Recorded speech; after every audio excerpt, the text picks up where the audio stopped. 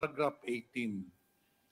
While I was detained at the Senate, a media personnel who introduced himself as Paul Gutierrez, who worked as staff of Secretary Benny Antaporda, accompanied by a Blue Ribbon Committee staff, came to my room at the Senate where I was detained, and thereafter, wag na wag mong banggitin ang mga pangalan nila Pulong, Michael Yang at Mans. Alam naman namin kung saan ka nakatira, ang pamilya mo. Alam din namin na nasa Makating anak mong lahat. Did you make this threat when Mr. Jimmy Guban was detained at the Senate premises? No, Mr. Chairman. I categorically deny the lies being spread by Mr. Guban in this committee, Mr. Chairman. But you were there during the hearings. Mr. Chairman, at the time I was assigned as a reporter for People's Journal Tonight, my beat is the Senate. That's why I'm always there to cover all the hearings and all the developments in the Senate and also at the Bureau of Customs, Mr. Chairman. Remember, Mr. Paul Gutierrez, that you just took your oath. Yes, Mr. Chairman. So there are two versions of this issue. One person is saying that you went to his room and you made the threat, and you're denying it.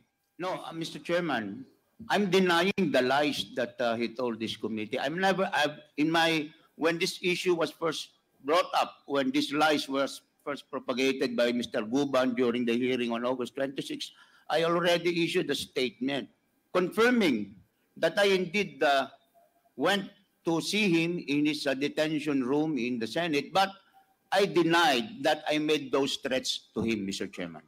Okay, it's very clear, Mr. Chair. Kaklaruhin lang natin. Kasi kanina, the impression, the perception that you gave this hearing or this committee is that you never went to the room of Mr. Jimmy Guban.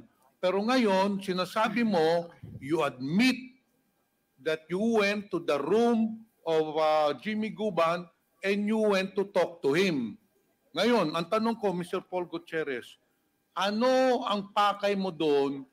Bakit mo pinuntahan si Mr. Jimmy Guban sa kwarto doon sa Senado? Well, Mr. Chairman, at that time, let me kindly allow me to put a little context dun po sa pagbisita ko po sa kanya. At that time po, matagal na po siyang nagtetestify sa Senado, at katulad po ng kanyang ginagawa ngayon, marami na naman po siyang palabas. At that time, we were really curious kung talaga ba siya po ay may sakit, kinakapos ang hininga, tumataas ang blood pressure. Yan po ang style ni Mr. Guban noon pa man sa Senado eh. No? Sandali, Mr. Paul Gutierrez. Ikaw ba ang doktor ng Senado? Bakit pa sasabihin mo doon na you wanted to see the health condition of Mr. Guban? You told me, or you told this committee earlier, that you were a media personnel when the Senate hearing was being conducted. Tama po. Ngayon, ang tanong ko, answer me in simple terms, bakit ka pumunta, anong oras ka pumunta doon sa kwarto ni Jimmy Guban? Hindi ko na po ma-recall ng oras, Mr. Chairman. Hindi, bata ka pa naman, Mr. Paul Gutierrez. Do not say lies. Hindi po ako nagsisinungaling, Mr. Chairman. I went You know, gabi o araw ka pumunta? Araw po yun. Araw. Mga umaga o hapon? I believe after the hearing po yun, siguro po, mga after lunch po siguro. Yan. Mas malinaw. Never tell lies here in the hearing. Kasi we want to ferret out the truth. Ngayon, pumasok ka doon sa kwarto ni Jimmy Guban sa Senado, may kasama kang staff ng Senado, ano ang pakay mo doon kay Jimmy Guban? Yun ang tanong. Opo. Gusto ko lamang po at the time unang-unang makita personally kung totoo po ba yung kondisyon niya, maayos po ba ang kanyang kalusugan. Hindi ka naman doktor, Mr. Paul Gutierrez. Yun lang ang pakay mo? Hindi po. Para tignan lang kung anong health condition ni That is a very flimsy excuse. Why are you a doctor? Why are you so concerned with the health of Jimmy Guban? Why don't you tell us the truth? What is the real reason why you went to the room of Mr. Jimmy Guban?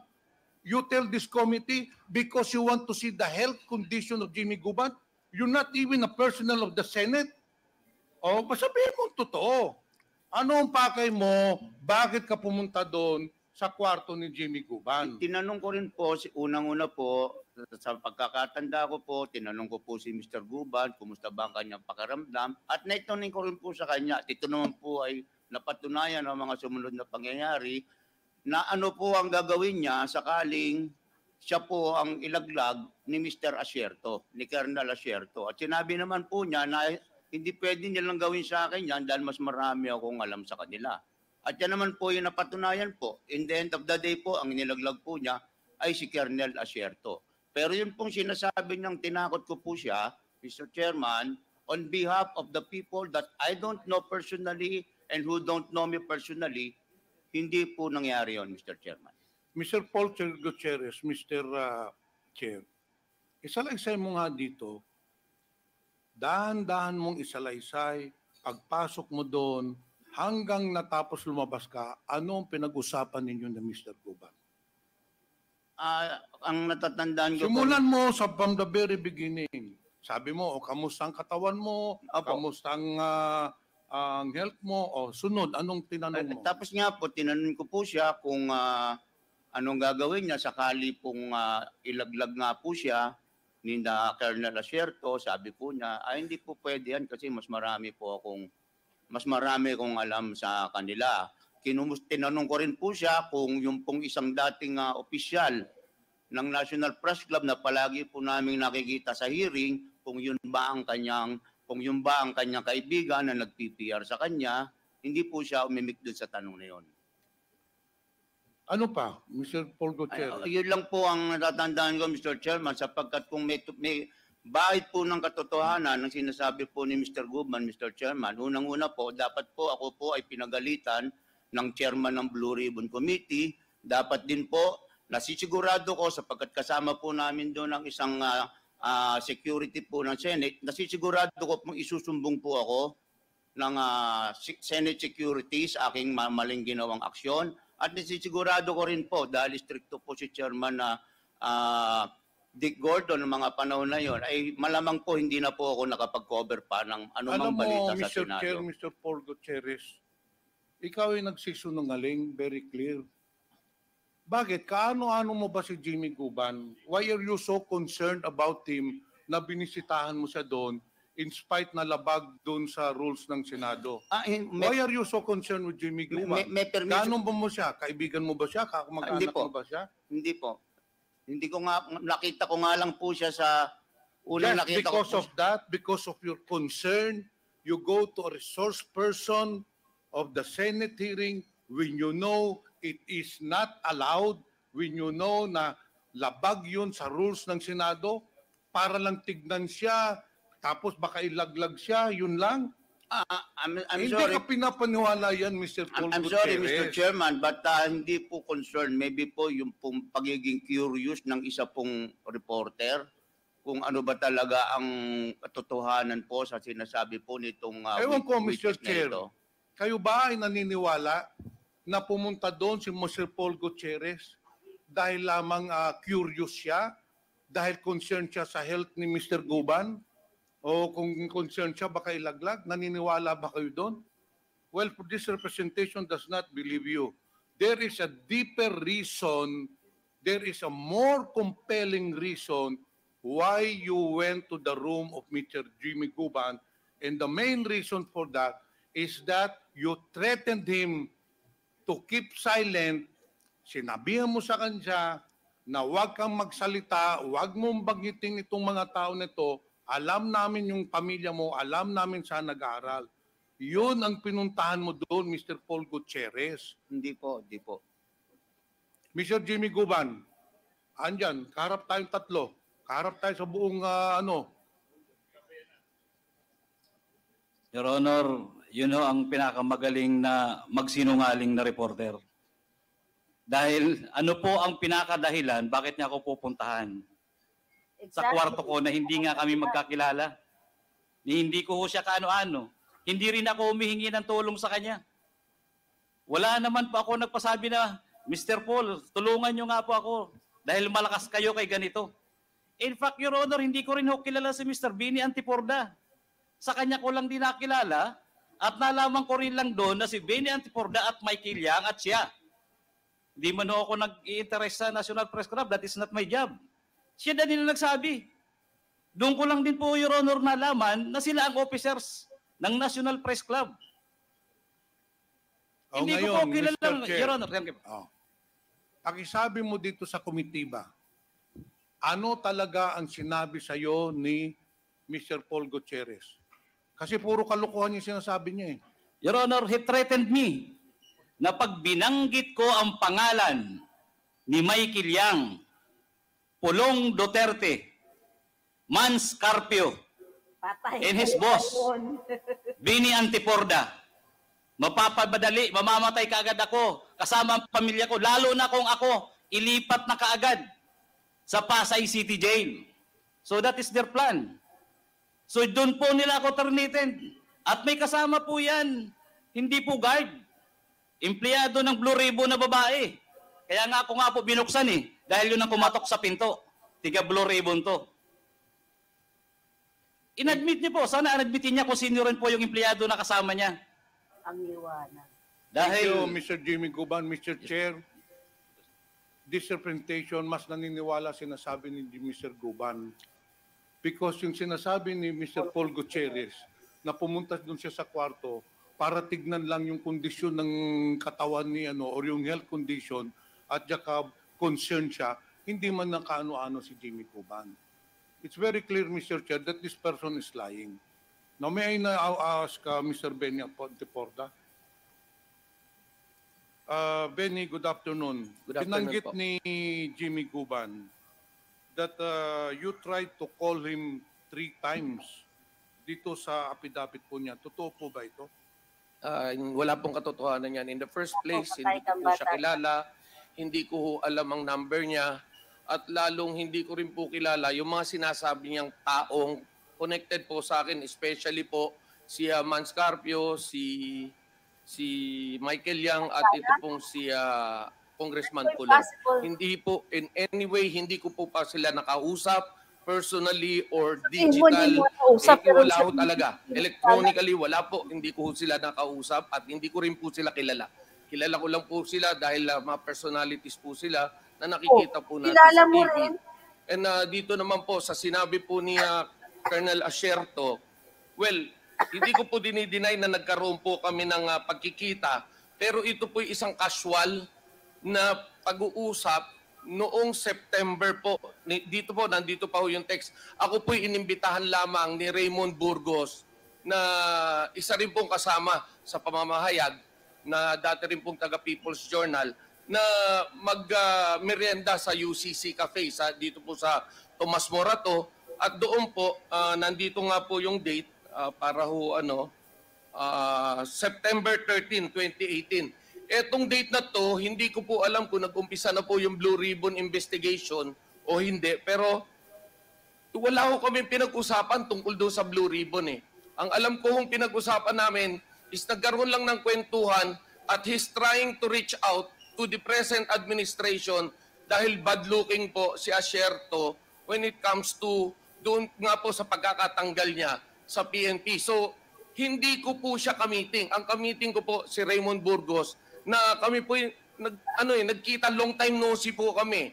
Dahil ang huling communication po namin ni Raymond Burgos is nung February 15, nung magbe-birthday po kasi ako at iniimbitahan ko si Senator Ping Lacson at that time. Kaya kausap ko po siya dahil siya po ang PR ni Senator Lacson din po. So, nagtataka po ako bakit ganyan po yung naging statement ni Colonel Asierto na wala po kaming pinag-usapan tungkol po sa tungkol sa drugs or anything. Wala po. Ang alam ko pong napag-usapan nga po namin, yan pong issue nga po ng AK-47 na vehemently dinideny niya. Po. So, nagugulat po ako. Anong concern ko para pakialaman ko yung drug problem nila?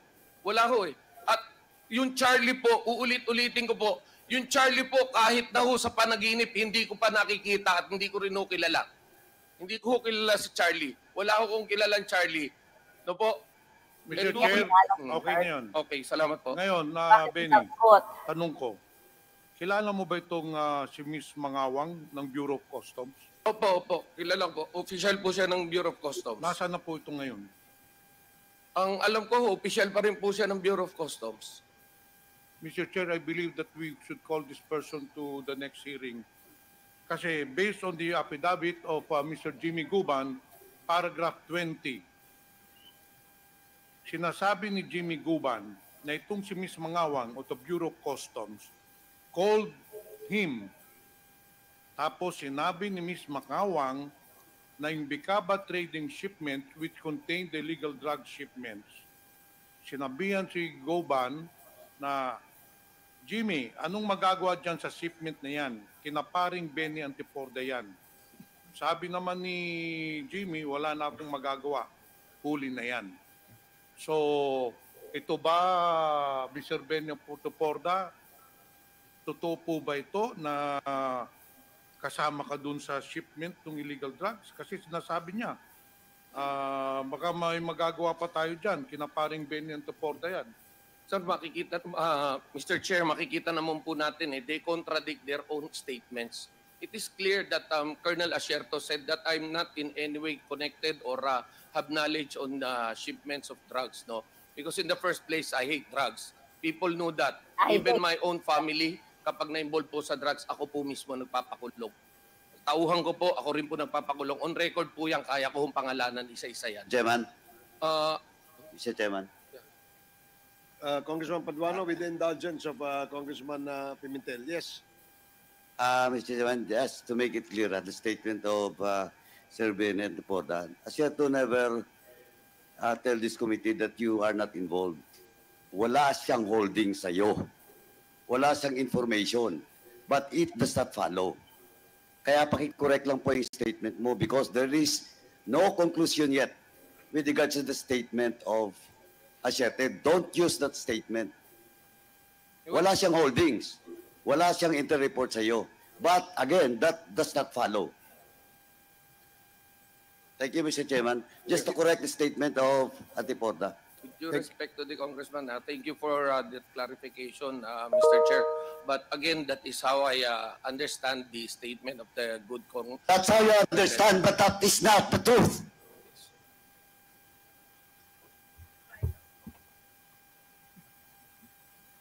Kasi as if the statement of Asierto, parang wala kang kinalaman, but that is not conclusive.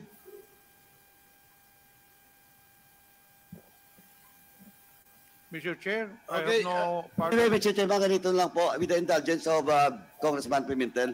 Mr. Chairman, may I move that we invite Mr. Charlie Tan, because Charlie Tan was mentioned, and Benny Antiporda denies that he knew Charlie Tan. At the same time, Mr. Chairman, I also move to invite Councilor Small. Do you know Councilor Small? Or you don't know again? Oh, Mr. Chairman, we invite Councilor Small Abiliar and Charlie Tan at the next hearing para magkaalaman-laman. There's a motion to invite Mr. Charlie Tan and Councilor Small Abilera in the next scheduled committee hearing of the Quad Committee. Are there any second? Duly seconded. Are there any objections? Hearing none, Mr. the motion is Mr. approved. Mr. Chairman. Wait. Di tayo nagmamadali. We have all day. Yes. Okay? Isa-isa Mr. lang. Chair. Isa-isa lang. Yes. Okay. You first and then Congressman Dan Fernandez. As per information of the COMSEC, Mr. Chairman, and the staff, Charlie Tan was already invited. I do not know for today. So, Mr. Chairman, with that, I move, since he's not present without any excuse, I move that we issue a show cause order for Mr. Charlie Tan. So move, Mr. Chairman.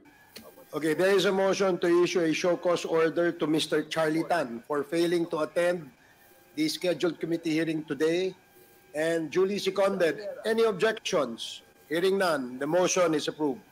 And also, Mr. Chairman, I move that we issue a show cause order for Mr. Small Abiliar. So move, Mr. Chairman.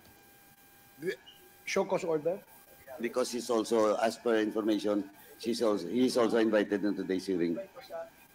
Okay, so there's a motion to issue a show cause order to Mr. Nilo Small Abilera for failing to attend our committee hearing today. Any second?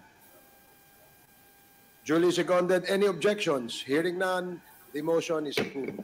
Mr. Chairman, Before Congressman Suarez, Congressman Dan Fernandez. I was about to ask also the COMSEC if we have already invited the two personalities. And the same question that I'll be asking sana. But it was already been moved by Congressman, Chairman Paduano. Okay, thank you, Congressman Dan Fernandez. Yes, Congressman J.J. just, Suarez. Mr. Chairman, just point of clarification. I'm taking down notes kasi dito sa talakayan na nangyayari. Matanong ko lang po ito si Mr. Jimmy Guban. With the indulgence of Congressman, I with think, the indulgence of Congressman Pimentel. I'm done, Mr. Chair. I have no Okay, further thank you. questions. Congressman Suarez, please Thank you proceed. very much, Mr. Chair. Mr. Jimmy Guban, at the time na kayo po ay nasa Senado, kayo po ay detained. Ano po ang dahilan kung bakit kayo nasa kwarto? Detained po ako, Your Honor. I was cited in contempt, Your Honor. On the So- very first day, Your Honor, I was already cited in contempt. So doon ka natutulog. Opo, Your Honor. So I just find it a little bit awkward, Mr. Chair, kasi tulad sa atin dito sa Kongreso, pag meron po tayong mga taong nakadetain sa ating facility, medyo mahigpit po yung protocols bago mapuntahan po sila sa kanilang kwarto. Hihingi pa po ng pahintulot yan at magpapaalam pa po sa ating Sergeant at Arms. May proseso po yon. So matanong ko lang si Mr. Paul Gutierrez. Mr. Gutierrez, you admitted that you went to the room of Mr. Jimmy Guban. Is that correct? Yes, Mr. Chairman. Freely? With No, Mr. Chairman. With the approval of the chair of the Blue Ribbon at the time, Senator Gordon. That's So, why meron po ba akong- kayong papel o dokumento na magsasabi na pinahintulutan kayo ng chairman na makausap si Mr. Jimmy Guban? Wala po, Mr. Chairman. Pero at that time po, So, paano po namin malalaman na nagsasabi po kayo ng katotohanan na talagang pinayagan kayo na kausapin si Jimmy Guban? well, Mr. Chairman, siya na nga po nagsabi na may kasama po kung... Hindi. Ang tanong ko po ay paano po kami maniniwala na pinayagan po kayo ni Chairman Richard Gordon para makausap si Jimmy Guban? Kasi sinabi po ninyo, pinayagan kayo. Opo, So pag opo. pinayagan kayo, may dokumento po yun. Verbal lang po yun, Mr. Chairman. Bang tipong, Mr. Chair, can I go visit out? Tingnan ko lang kung ano talaga ang situation. And is this a practice that you No. regularly do to all detained persons in the Senate? Hindi naman po, Mr. Chairman. Parang, kasi nga, very brief lang naman po yung ano. So it's not a regular it's not a regular practice you do. Hindi po, parang humingi lang po ako ng pabor, gano'n, na napagbigay Hindi. naman po. Okay, so humingi ka ng pabor at hindi regular practice na ginagawa mo na bumisita sa mga Hindi po, detained. hindi po. O, kung hindi sa regular practice, bakit parang napaka-special naman at hindi mo talagang ginagawa kasi lang para kay Jimmy Guban, humingi ka ng pahintulot sa chairman para lang makausap siya.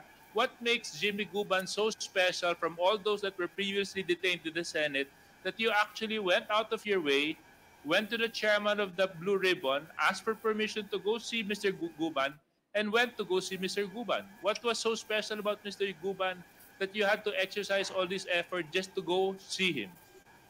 Mr. Chairman, again, as I've stated, as a reporter, curious po kung malaman yung Hindi, alam mo, Mr. Gutierrez, Apo. kung sasabihin mo po sa akin na curious ka lang sa kalusugan niya, ang dami pong nakukulong dyan sa Senate at dami din nasa citing contempt. Hindi ka rin ba curious sa lahat ng katayuan ng kalusugan ng lahat na nakukulong doon sa detention facility nila? Inamin mo lang ngayon. Kay Mr. Guban mo lang po ginawa yun eh. Yun ang hindi ko po masyado maintindihan.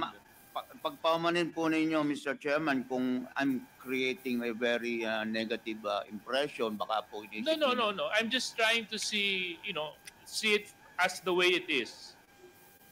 You admitted that it's not a regular practice for you to go see detained individuals. Sinabi niyo po yun. However, in the case of Mr. Guban, you went to go see the senator, the chairman, which is not easy to do. Humingi ka ng pahintulot, nakausapin siya, binigyan ka ng pahintulot, sinamahan ka, at si Mr. Guban ang kinausap mo. Kasi lang hindi mo talaga ginagawa ito eh. Ang hindi ko po masyado maintindihan, bakit sa lahat ng mga tao na nandoon, na nakukulong, na nasa citing contempt, kay Mr. Guban mo lang po na ginawa yon. Yun lang po ang hindi ko masyado maintindihan. I understand, Mr. Chairman, pero at that time po kasi particular po yung ibang, kumbaga po yung kaso kasi masarap pong sundan eh. When you're there from that day one, di po ba yung panahon po na ganito na lang, pinuksan sa MIP yung tapusin ano na lang po? natin yung kwento sa may interest ka sa kaso, gano'n.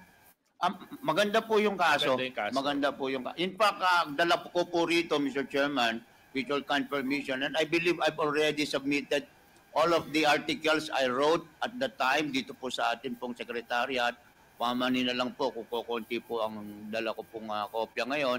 And from there, you will also see na hindi po malabong magalit po sa akin si Mr. Guban at magtanim siya ng galit hanggang ngayon sapagkat wala naman po talagang akong naisulat na maganda po hinggil sa kanyang mga ginawa at mga pangyayari sa custom ng mga panahon. Anyway, yun lang po, Mr. Gutierrez, ang tinatahi ko lang po dito sa mga notes na ginagawa ko. Kasi doon sa kwento na nangyayari, yun lang po yung hindi ko masyado matugma.